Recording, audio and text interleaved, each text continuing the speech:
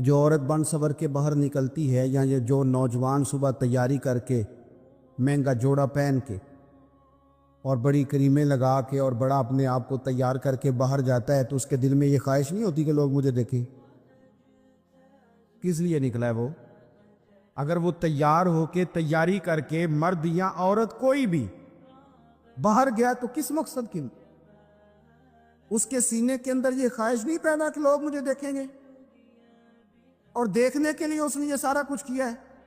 اب امام بیک کی جو حدیث لائے ہیں، حدیث کے لفظوں پہ غور کرنا۔ اب جو میں کہہ رہا ہوں، میرے نبی پاک صلی اللہ علیہ وسلم نے فرمایا لعنتی ہے وہ شخص جس نے دیکھا، اور حضور فرماتے ہیں وہ بھی لعنتی ہے جسے دیکھا گیا۔ جسے دیکھا گیا وہ بھی ملعون ہے۔ کس کی بات ہو رہی ہے؟ تو شارحین فرماتے ہیں جو تیاری اس لیے کر کے گیا تھا کہ مجھے دیکھا جائے، اپنے آپ کو اپنے رب کے حوالے کر دے، اس کی رحمتوں کے سپرد کر دے، اتنی دیر تک زندگی میں ٹھہراؤ نہیں آتا، قرار نہیں آتا۔ مشکات میں موجود ہے، اللہ کے پیارے رسول صلی اللہ تعالی علیہ وسلم کی مارداری کے لیے گئے تو صحابہ کرام فرماتے ہیں وہ بندہ نا اتنا پتلا نحیف اور لاغر ہو گیا تھا جس طرح چڑیا کا بچہ ہوتا ہے، کمزوری ضعف طاری تھا۔ تو محبوب کریم نے اسے دیکھا تو بڑے کریمانہ انداز میں کریم فرمانے لگے، تو کوئی دعا نہیں مانگتا، تو عافیت نہیں مانگتا اللہ سے؟ عرض کی یا رسول اللہ صلی اللہ تعالی علیہ وسلم، میں نے اپنے رب کی بارگاہ میں عرض کی ہے مالک قیامت کا عذاب بڑا سخت ہے، میں نہیں برداشت کر سکتا، تو نے اگر مجھے کوئی سزا دینی ہے تو یہیں دے لے، قیامت کو نہ دینا۔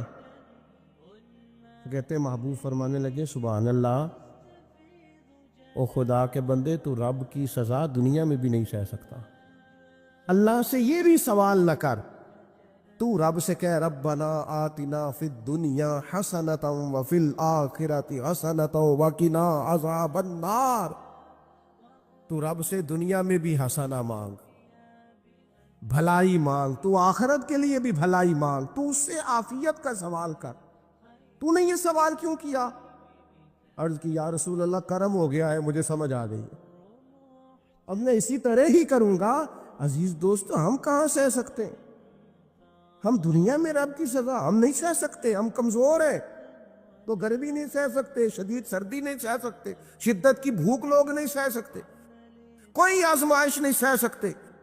وہ جو لوگ بعض اوقات کہہ دیتے ہیں نا جی فلاں چیز ہمارے اعمال کا نتیجہ ہے، تو میں کیا کرتا ہوں نہ کو یار، ہم تو یہ بھی نہیں سہ سکتے، ہم کہاں برداشت کر سکتے، ہمیں تو وہ معاف ہی فرمائے، ہم حساب والے ہیں ہی نہیں، ہم تو صرف معافی والے ہیں۔ ہم سے نہ حساب پوچھے، اس نے حساب پوچھا تو پھر تو بڑی مشکل ہو جائے گی، اگر اس نے حساب پوچھا تو بڑی رسوائی ہو جائے گی، اگر حساب پوچھا تو مشکلات سامنے دکھائی دینے لگ جائیں گی۔ ہم سے تو وہ درگزر والا معاملہ کرے، ہم سے تو وہ کہے جا میں نے محبوب کے صدقے تجھے معاف کیا، جا تیرے لیے رحمت اور بخشش والا فیصلہ کیا۔ وہ کوئی سبب اس کی رحمت کسی سبب کو دیکھ لے اور درگزر کر لے۔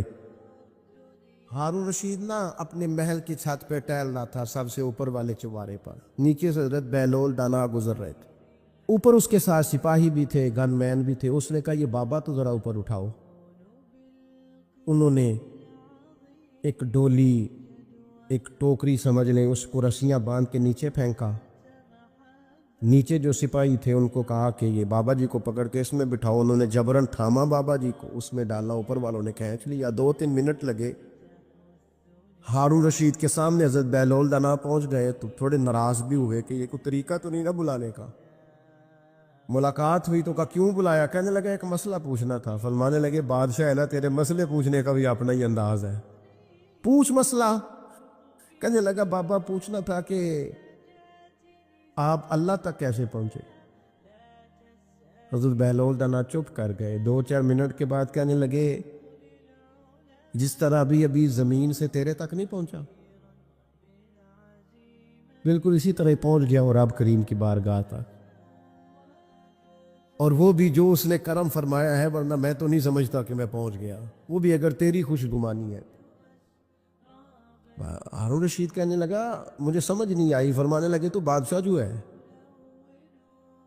اتنی جلدی کیسے سمجھ میں آئے گی تجھے بات؟ فرمانے لگے اگر میں تجھ سے ملنا چاہتا نا تو میں ایک درخواست لکھتا، پھر کسی وزیر سے سفارشی سائن کراتا، پھر وہ جمع کراتا، پھر مجھے ٹائم ملتا کہ فلاں دن فلاں تاریخ فلاں ٹائم آ جانا، پھر آ کے میں لائن میں لگتا.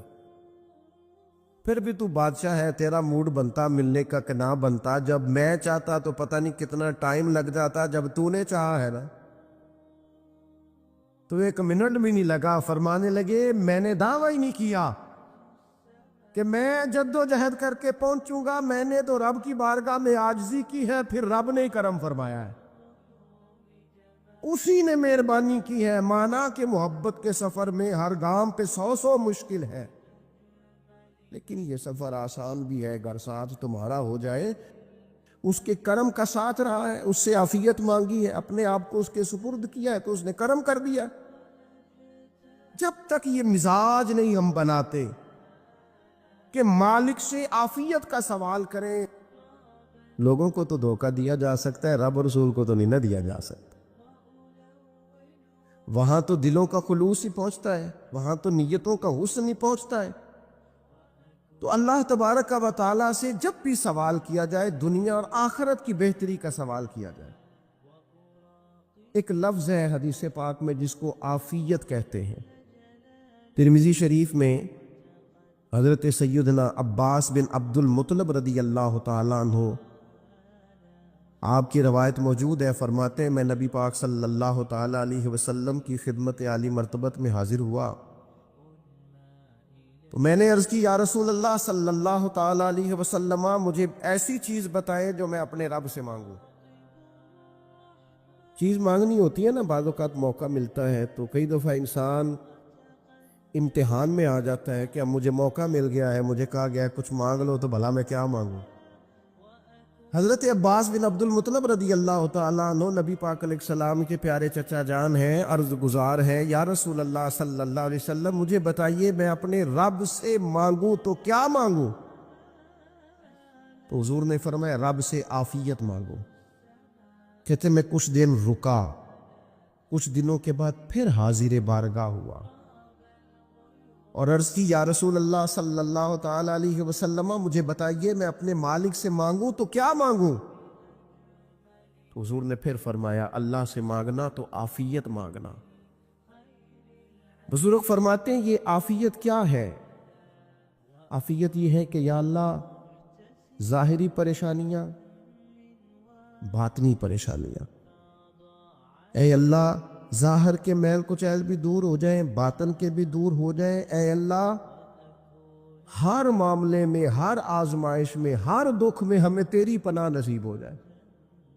یہ عافیت ہے. اور صوفیہ کرام فرماتے عافیت سے بڑی نعمت کوئی نہیں اگر کسی کو میسر آئے تو، عافیت سے بڑا حسن کوئی نہیں اگر کسی شخص کو یہ نصیب ہو جائے. اور ایک اللہ والے نے تو ایک اور بڑا خوبصورت ترجمہ یہاں کیا ہے، وہ کہتے ہیں عافیت کا مطلب ہے دل کا قرار، عافیت کا مطلب ہے باطن کا سکون، عافیت کا مطلب ہے انسان کے مزاج کا حوصلہ، ٹھنڈک، بردباری. اس بندے کو عافیت نصیب ہو جاتی ہے گویا اللہ اسے سکون کی دولت عطا فرما دیتا ہے. تھوڑے پیسوں میں بھی سکون، بغیر شہرت کے بھی سکون، کوئی بات مان لے تب بھی سکون، کوئی دھتکار دے پھر بھی سکون، لوگوں کی گڈ بک میں ہو پھر بھی سکون. اور اگر لوگ سارے مخالفت میں آ جائیں تو چونکہ اللہ نے عافیت دی ہے پھر بھی سکون. اللہ تعالیٰ نے ان لوگوں کو قرار کی دولت، اللہ سے عافیت مانگی جائے. اس میں دنیا کی بھی بھلائی شامل ہے، آخرت کی بھی بھلائی شامل. نبی اکرم صلی اللہ تعالیٰ علیہ وسلم توجہ دلاتے کہ اللہ سے تم عافیت مانگو، ہمارا نہ جی. کیونکہ سب سے بڑا مسئلہ روحانی تربیت کا ہے.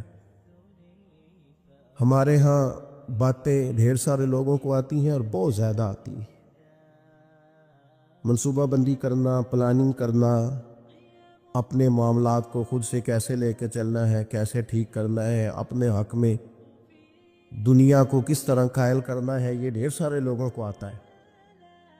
اور اپنے حق میں دلائل کس طرح قائم کرنے ہیں، اس میں بہت سارے لوگ خود کفیل ہوتے ہیں، انہیں کسی سے مشاورت کی بھی ضرورت نہیں ہوتی۔ لیکن اللہ کی بارگاہ سے اپنا رشتہ کیسے جوڑنا ہے، مالک سے کرم کا سوالی کس طرح کر کے ہونا ہے، اللہ سے عافیت کا سوال کیسے کرنا ہے، یہ چونکہ روحانی تربیت میں ہمارا مزاج نہیں ہوتا، لہذا ہم اس طرف جاتے نہیں۔ ہم وہ اپنی مرضی کی چیزیں، یعنی وظیفہ پوچھ کے گئے ایک صاحب، کچھ عرصے کے بعد آئے ہیں تو آ کے کہتے ہیں مولانا صاحب، پیر صاحب یا قاری صاحب یا فلاں صاحب، کسی سے بھی پوچھ کے گئے کہ جس کو نیک آدمی جانا، پھر لوٹ کر آ کے کہتے ہیں کہ آپ نے وظیفہ بتایا تھا پر کام کوئی نہیں ہوا۔ تو میں تو صاف کہتا ہوں اور کھلے دل سے کہتا ہوں کہ بھائی وظیفہ آپ کو بتایا تھا کہ اللہ کی رحمت متوجہ ہوگی، خدا کی رحمت کو آواز دینے کے لیے وظیفہ دیا تھا۔ کوئی بھی وظیفہ رب کو مجبور تو نہیں نہ کر سکتا معاذ۔ اور وظائف کس لیے پڑھے جاتے ہیں کہ جلدی سے معاملات ٹھیک ہو جائیں، میرے حق میں چیزیں بہتر ہو جائیں، تو اللہ کی رضا کے لیے پڑھے جاتے۔ تو وظائف کو، عبادات کو، نوافل کو، تلاوت کو، درود پاک کو تو رضا الہی کا ذریعہ بنانا چاہیے۔ لیکن ہم چونکہ ایک پورا الجھاؤ رکھتے ہیں اپنی دنیا داری کے معاملات سیدھے کرنے، ایک پورا خیر رکھتے ہیں، وہ لوگ ملتے رہتے ہیں مختلف بزرگوں کی نسبت کے تعلق سے، تو بعض جگہوں پہ بعض لوگ بڑے تیز ہوتے ہیں،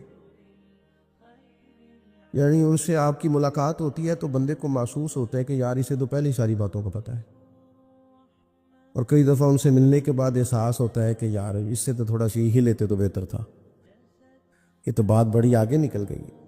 سارا پتہ ہوتا ہے، باشعور ہوتے ہیں، لیکن ڈر آتا ہے اللہ سے۔ اتنا باشعور آدمی، سمجھدار، پنچایت، پریا، لوگ، دین، دنیا سارا پتہ ہے،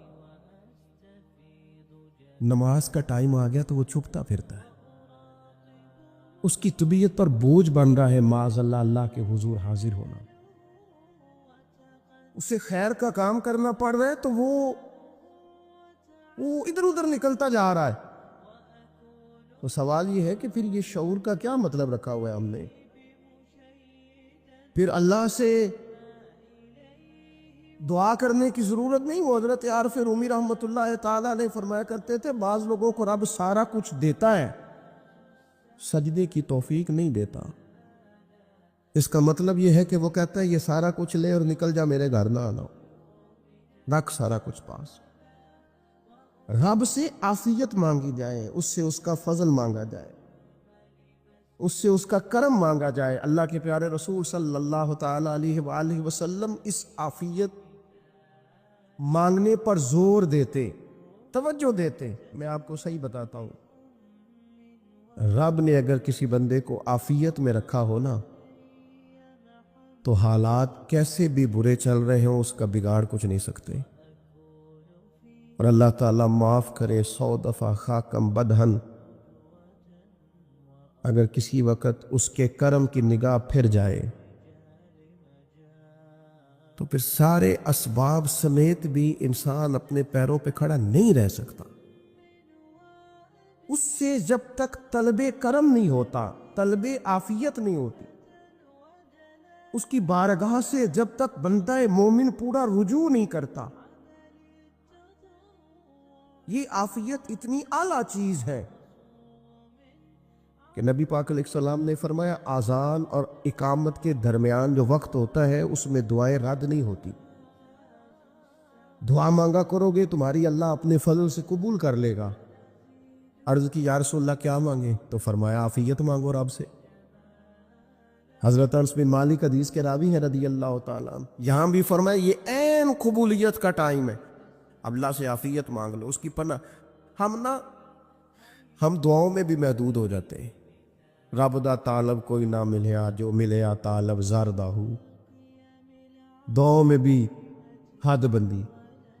بعض اوقات بچے بھی تربیت کرتے ہیں نا، ایک مولانا ہے، ان کا خیال ہے کہ انہوں نے مجھ سے کچھ پڑھا ہے، تو کبھی کبھی استاد جی کہہ دیتے ہیں، بہت پرانی بات ہے، انہوں نے مجھے فون کیا کہ اگر آپ ابھی تشریف لائیں، تو میں نے کہا پتر دعا مانگ اللہ کو چھوٹی جی گڈی دے وے۔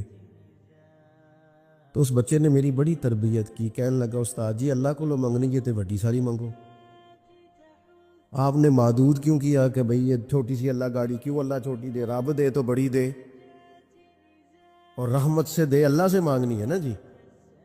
ہم تربیت نہیں لیتے۔ میں نے اس کا شکریہ ادا کیا، میں نے کہا بیٹے تو نے بڑی سونی بات کی، اللہ تجھے اس کا اجر عطا کرے، اللہ تجھے برکات عطا کرے۔ اگر آپ نے سیکھنا ہے تو پھر آپ سیکھ لیں گے، اور اگر نہیں سیکھنا تو پھر یہی کہنا ہے ساری عمر لنگ گئی بندہ کو نہیں ملیا، چونکہ مزاج نہیں ہے نا سیکھنے کا، اس لیے پھر ملا ہی کوئی نہیں، پھر ساری زندگی کو میسر ہی نہیں آیا، کسی نے نصیحت ہی نہیں کی، کوئی آنکھوں کو بھایا ہی نہیں، خود ہی بڑے سیانے تھے، خود ہی بہت بڑے تھے، اپنا قد بھی بڑا اونچا تھا، سب ٹھگنے چھوٹے اور کمزور اور بوڑے نظر آئے۔ عزیز بھائی، جب عافیت، ایک بزرگ تھے ہر وقت اللہ سے عافیت مانگتے تھے، ہر وقت اللہ سے عافیت مانگتے تھے، ہر وقت عافیت مانگتے تھے۔ لوگوں نے پوچھا، لوگ ان کو صالح جانتے تھے، نیک سمجھتے تھے، کہ حضور آپ اور کوئی دعا مانگتے نہیں، عافیت ہی مانگتے ہیں؟ فرمانے لگے میں مانگا کرتا تھا شروع میں، بعد میں خیال آیا ہے اور بھی دعائیں مانگا کرتا تھا، یہ احساس بعد میں نصیب ہوا۔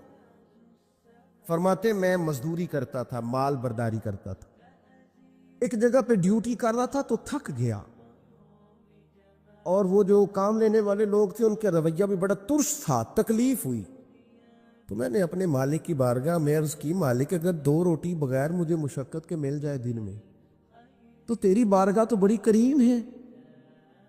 کہتے ہیں میں نے یہ دعا مانگ لی، ذرا میں تھوڑا آگے بڑھا تو 2 بندے آپس میں لڑ رہے تھے، میں ان کی صلح کرانے کے لیے، انہیں بچانے کے لیے آگے بڑھا، تو میں جس کو چھڑا رہا تھا دوسرے نے میرے اوپر ضرب لگا دی، میرا بھی سر پھٹ گیا۔ تھوڑی دیر کے بعد وہاں پولیس آ گئی، وہ تینوں کو لڑنے والا سمجھ کے اٹھا کے لے گئے، مجھے جیل ہو گئی، 2 روٹیاں بغیر مشقت کے روز ملنی شروع ہو گئی۔ دعا مانگی تھی نا کہ یا اللہ 2 روٹیاں مل جائے نا بغیر مشقت کے، کہتے وہ 2 روٹیاں روز ملتی، کوئی کام نہیں کرنا پڑتا، پر جیل ہو گئی۔ فرماتے میں بڑا پریشان تھا، روز روٹیاں پابندی سے آتی اور بہترین آتی، کھانا ملتا۔ پھر کچھ عرصے کے بعد میں نے سوچا کہ یار یہ دعا تو قبول ہو گئی نا تیری، اب تو اگر اس پر کوئی الگ بات کرے گا تو وہ تو غلط کرے گا۔ کہتے پھر خود ہی میرے دل میں اللہ نے بات ڈالی، اور میں نے عرض کی مالک 2 روٹیاں نہیں، مجھے تو عافیت چاہیے، مجھے تو عافیت دے، میرے اوپر تو کرم فرما، تو نظر رحمت کر، جے ایک قطرہ بخشے مینوں، جے ایک قطرہ بخشے مینوں تے کام بن جاندا ہی میرا، مہربانی کر عافیت عطا کر۔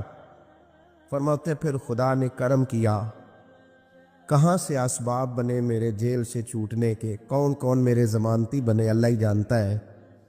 فرماتے ہیں دروازے بھی کھل گئے، رزق بھی ملتا ہے، صحت بھی میسر ہے، سجدہ بھی کر لیتا ہوں، سویرے تلاوت بھی کرتا ہوں، شام کو مدینے والے کی بارگاہ میں راج کے درود و سلام بھی عرض کرتا ہوں، میں ممکن ہوتا ہے تو کسی غریب کی داد رسی بھی کرتا ہوں۔ اب سمجھ آئی ہے، ربنا آتنا فی الدنیا حسنۃ وفی الآخرۃ حسنۃ وقنا عذاب النار۔ اب سمجھ آئی ہے رب سے جب بھی مانگنا ہے عافیت ہی مانگنی ہے، اس سے کرم مانگ۔ ہم نے محدود دعائیں رکھی ہوئی ہیں، محدود، وہ جی فلانا کام میرا ہو جائے تو بھئی وہ ایک ہو گیا، اس کے بعد پھر نئی ٹینشن بن جائے گی، نہیں میں جی بچوں کی شادی کر لوں جی پھر میں فارغ ہوں۔ آپ شادی کر کے دیکھیں لاگو پتہ جائے گا کیسے فارغ ہوتے ہیں۔ آپ یہاں رکتے کیوں ہیں؟ آپ خدا سے عافیت کیوں نہیں طلب کرتے؟ اس کی بارگاہ سے وہ کیوں نہیں مانگتے کہ جو ایک قطرہ ملے تو دنیا اور آخرت کے سارے کام ہو جائے؟ اس سے اس کی رحمت کا سوال کرے، اس سے اس کے کرم کا سوال کرے۔ اللہ کی بارگاہ میں بھی حاضر ہونا اور جچی تلی اور جناب ناپ تول کر اور محدود چیزوں کا سوال کرنا، مالک سے مانگیں، اور وہ جب دیتا ہے تو دیتا بھی بے حساب ہی ہے، وہ جب عطا کرتا ہے تو کرم کے دروازے کھول کے عطا کرتا ہے، ورنہ تو ایک الجھن سے انسان نکلتا ہے دوسری میں الجھ جاتا ہے، ایک گتھی کو سلجھاتا ہے۔ پھر اقبال رو پڑے تھے، کہنے لگے میں عقل کی گتھیاں سلجھا چکا ہوں، یا رب مجھے صاحب جنوں کر دے، اللہ یہ بڑا میں نے ہیر پھیر دیکھ لیا، مجھے دیوانہ بنا، اب مجھے جنون ہو، اب میں کسی کے لیے رویا کروں، اب میں کسی کی یاد میں تڑپا کروں۔ حضرت اویس کرنی رضی اللہ تعالیٰ عنہ کرن کے رہنے والے تھے، دور رہ کے۔ ہم لوگ نا دور یہاں سے آواز دیتے ہیں کہ یا رسول اللہ کوئی سبب لگ جائے تو ہم مدینہ شریف حاضر ہو جائیں۔ میرے اصحاب رحمۃ اللہ علیہ فرمایا کرتے تھے جو دور رہ کے بھی نبی پاک کی صحیح بات مانے نا، مصطفیٰ کریم اسے وہیں دیدار عطا کر دیتے۔ شرط یہ ہے کہ مانے صحیح کر کے، دور رہ کے۔ دلیل کیا ہے؟ حضرت ویسے کرنی تو پاس رہے ہی نہیں، لیکن محبوب کے طریقے پر صحیح کر کے عمل کیا، نبی پاک علیہ السلام کی سنت پر صحیح کر کے عمل کیا، حضور کی باتوں کو صحیح کر کے مانا۔ قریب نہیں تھے، کرن میں تھے، دور تھے، لیکن میرے محبوب نے بٹن کھول کے یمن کی طرف چہرہ مبارک کر کے ٹھنڈی سانس لے کے فرمایا ادھر سے نا مجھے رب رحمان کی خوشبو آتی ہے، ادھر سے مجھے رب رحمان کی خوشبو آتی ہے، بھائی تو بات مان، تو جہاں بھی ہے۔ حضرت اویس کرنی رضی اللہ تعالیٰ عنہ مسلمان ہوئے، بڑا دل چاہتا تھا حضور سے ملنے کو، آئے بھی 2 دفعہ، آپ نے باتیں سنی ہوئی۔ اماں بوڑھی تھی، ایک ادھر دیکھو میری طرف، اماں بوڑھی ہو اور ماں حکم دے دے کہ نبی پاک کے پاس نہیں جانا، ذرا سننا، تو حضرت ویسے کرنی، یہ داتا گان بخش علی اجویری نے لکھا ہے، یہ امام شورانی نے لکھا ہے، یہ تمام ان پہ سیرت نگاروں نے لکھا ہے۔ کہا بیٹے میں کمزور ہوں، مجھے چھوڑ کے نہ جانا، چھوڑ کے نہ جانا۔ ایک دن بڑی منت کی، رو پڑے، اماں نے کہا بیٹا جانا، لیکن اگر حضور گھر نہ ہوئے تو تلاش نہ کرنا، میں فالج زدہ عورت ہوں، اٹھ کے چل نہیں سکتی۔ او بھائی، حضرت اویس کہتے میں نے دروازے پہ دستک دی، یہ امام شورانی کے جملے، سیدہ عائشہ صدیقہ اندر سے بولی کون ہے دروازے پہ؟ کیا لفظ ہے، کیا انداز ہے! آج تو مرید بھی ٹیلی فون کرتا ہے، کہتا ہے پیر صاحب تیار ہو جائے، میں پہنچ رہا ہوں قریب، آ گیا ہوں، ذرا ریڈی ہو جائے۔ حضرت اویس کرنی دروازے پہ کھڑے، کون ہے؟ بڑی عاجزی، بڑی درویشی، کہنے لگے اماں جی ایک فقیر ہوں، یمن کا رہنے والا ہوں، ایک فقیر ہوں، ایک درویش ہوں، یمن سے آیا ہوں، محبوب سے ملنا ہے۔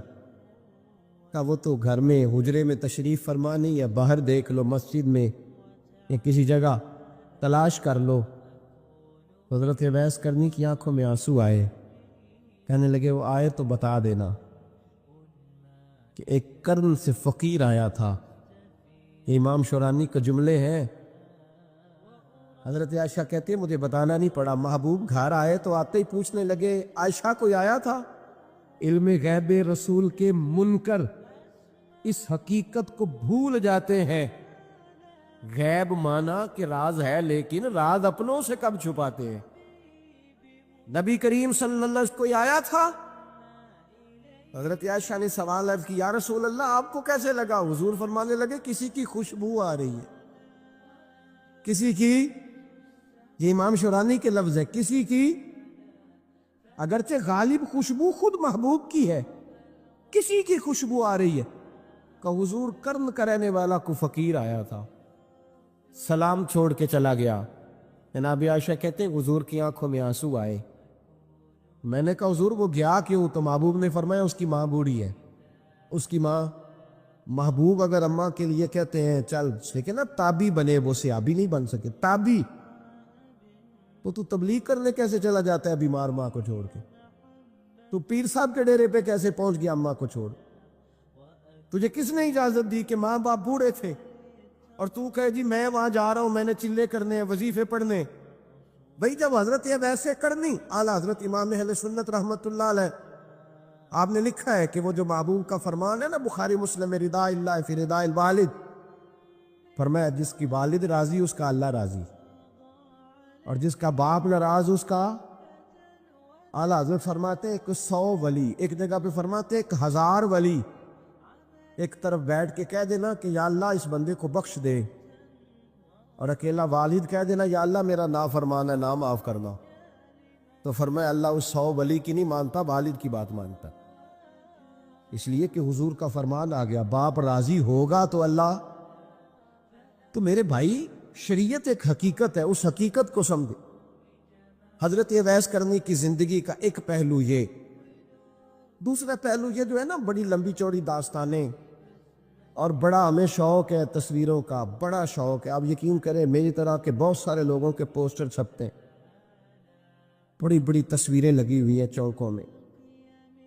استقبال سب سے اچھا وہ ہے جو قیامت کے دن ہوگا۔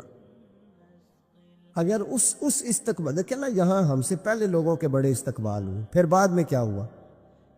چلے گئے وہ لوگ، ہم آ گئے، ہم بھی چلے جائیں گے۔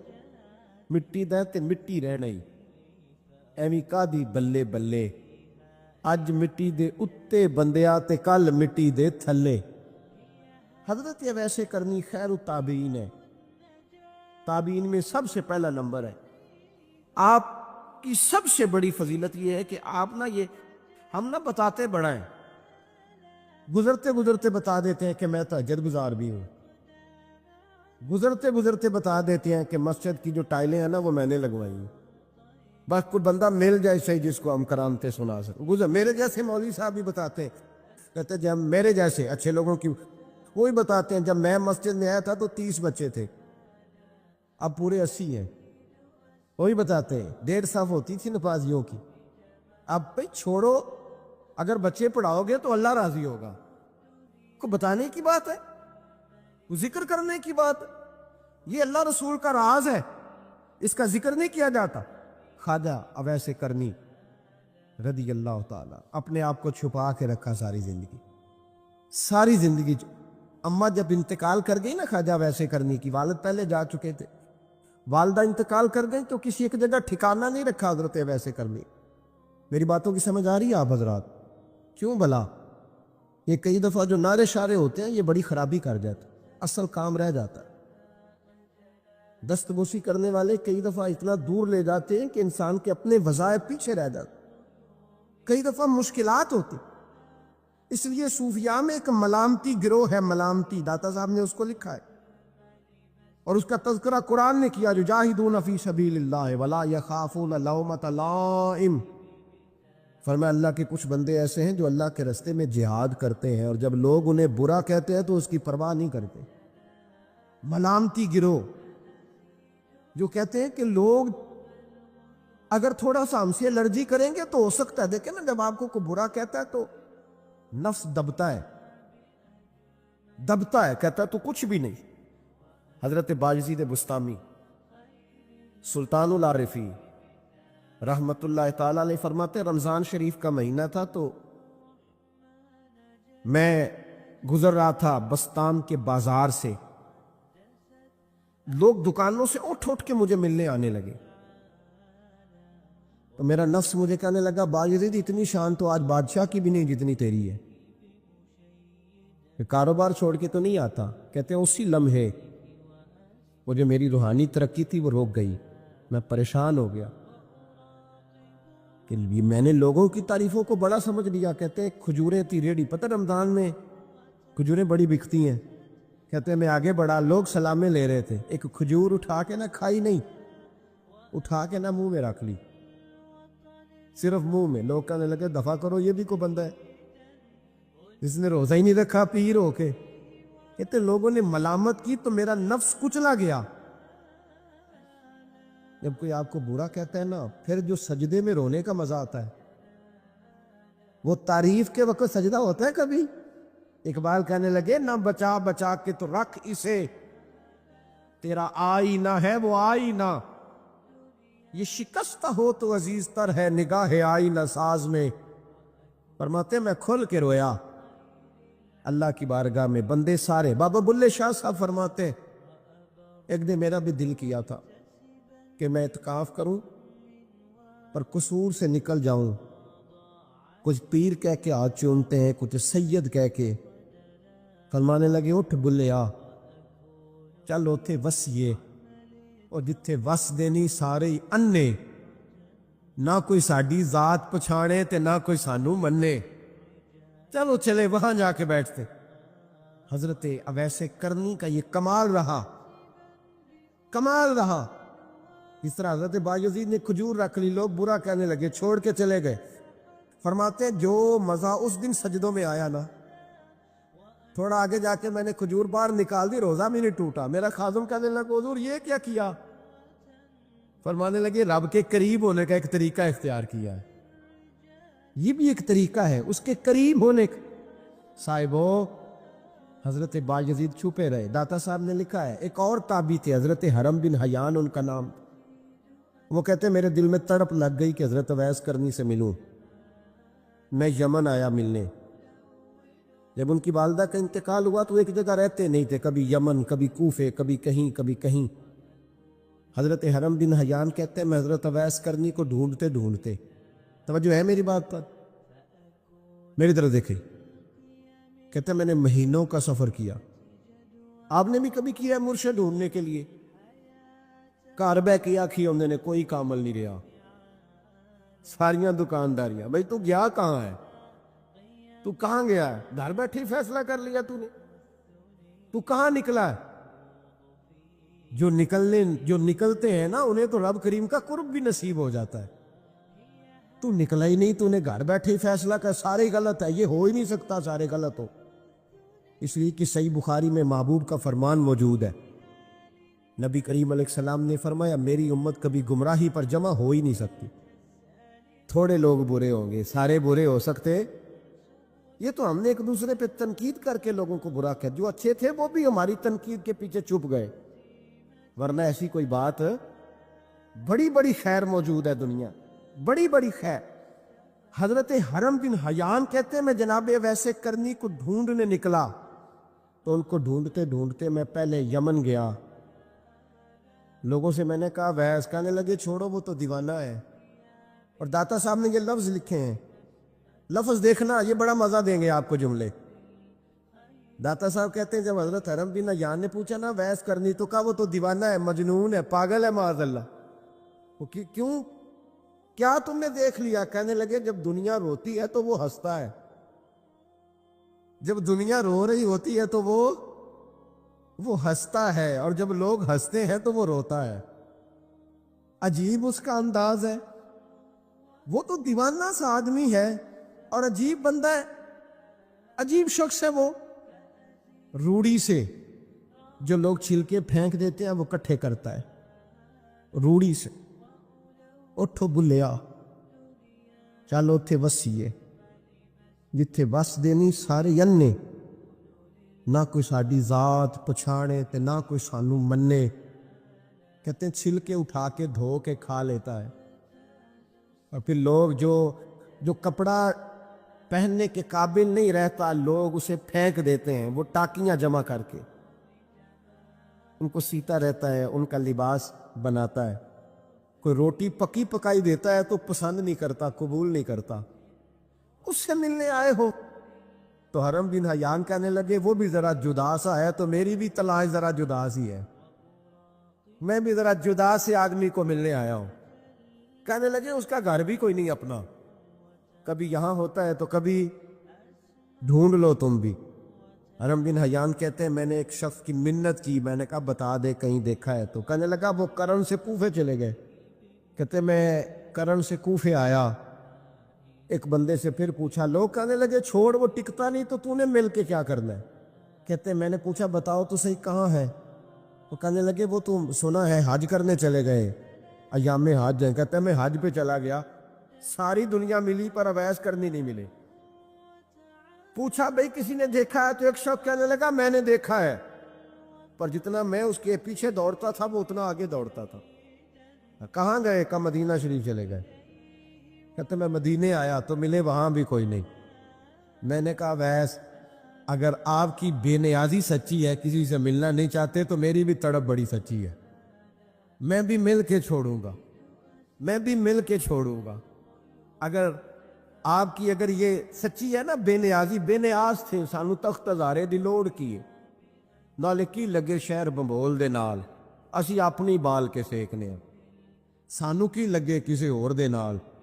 اگر آپ کی بے نیازی سچی ہے تو میری طرف بھی بڑی سچی۔ کہتے ڈھونڈتے ڈھونڈتے میں پہنچ گیا. پھر دوبارہ کوفے کے قریب نہر فرات جہاں امام علی مقام شہید ہوئے. کہتے ہیں جب میں پہنچ گیا تو وہ ساری علامتیں، داڑھی ان کی کہیں کہیں تھی، گھنی نہیں تھی، اور ان کے ہاتھوں پر برس کے نشان تھے. وجود پتلا سا، قد لمبا. کہتے ہیں وہ جو میں نے ساری نشانیاں سنی تھی وہ مجھے نظر آ گئی. وہ نہر فرات کے کنارے وضو کر رہے تھے. جب وہ وضو سے فارغ ہوئے تو چہرہ ابھی پانی کی طرف تھا. میں نے کہا السلام علیکم. سلام لی تو پتہ منہ نہیں میری طرف کیا، چہرہ ادھر ہی رکھا. کہنے لگے وعلیکم السلام یا حرم بن حیان. کن فیکون تے کل دی گل ہے. وعلیکم السلام یا حرم بن حیان. یار تو نے نہیں پیچھا چھوڑا، پہنچ ہی گئے ہو، آ ہی گئے ہو. کہتے ہیں میں نے کہا حضور آپ اویس، آپ کون ہیں؟ آپ کون ہیں؟ تو کہنے لگے میں وہی ہوں جسے تو کئی مہینوں سے تلاش کر رہا ہے. تو میں نے کہا حضور آپ میرا نام کیسے جانتے ہیں؟ یہ کشف المحجوب پڑھ رہا ہوں داتا صاحب کی، میرا نام کیسے جانتے ہیں؟ تو حضرت اویس کرنی کہنے لگے عرفت روحی من روحی کا، میری روح آپ کی روح کی واقف ہے.